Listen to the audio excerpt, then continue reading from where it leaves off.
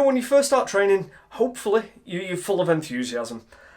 And you might be watching everything online, watching all the MMA events, Jiu-Jitsu events. You've watched, BJJ versus, you've watched all of that. And if you see anything cool online, try it out in the gym. Show us, tell us, because, it could be some good stuff. But it's quite easy to get caught up in that and lose where you're actually at. What you kind of expect when you first start, like with anything, is the more time you invest, the better you get at it. And the better you get at it, your perception of that is exactly in line. That's what we would expect.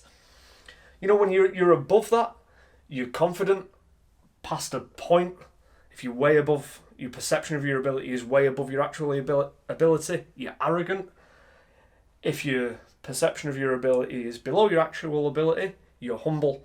Whereas if it's way below that, you've probably got some confidence issues that aren't great for you either. There's something called the Dunning Kruger effect. I've not got a psychology degree, you can read more about it, that I think explains a few points in most people's jiu-jitsu journeys or MMA journeys. And what these guys found is that with most people early on, that there's a peak in how they perceive their abilities. And that's good, that initial enthusiasm, that's what gets you in, that's what gets you over probably having a hard time, and enjoy it, make the most of it. But then over time, as you start to realise the scope, the breadth of how big things are, you start to think you're not as good as you actually are. But then it does start to pick up again. And, for Jiu-Jitsu MMA, there's a couple of landmarks. It's no wonder that after about 8 weeks, this is when most white-collar events happen. And then, after a year or more, at the bottom of this trough, these are your blue belts that never made it, which is a real shame. These are also your special guest instructors who've been coming down for a couple of months.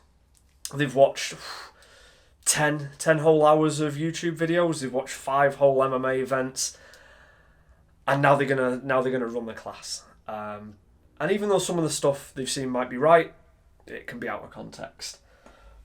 But this is the real shame. The people who are genuinely good, they just can't see that. They've just started to see how little they know. But that does start to pick up again.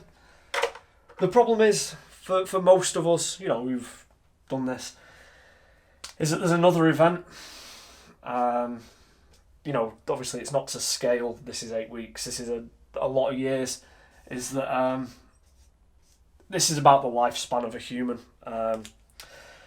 So I'd say when you first start training, enjoy that initial enthusiasm.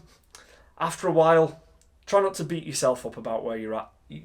Probably after a while, better than you think you're at. Just enjoy it. See where you're at with your peers, people who've been training a similar number of hours, not just time. And enjoy training. Try not to get stressed about it. You're gonna, we're all gonna end up at the same place.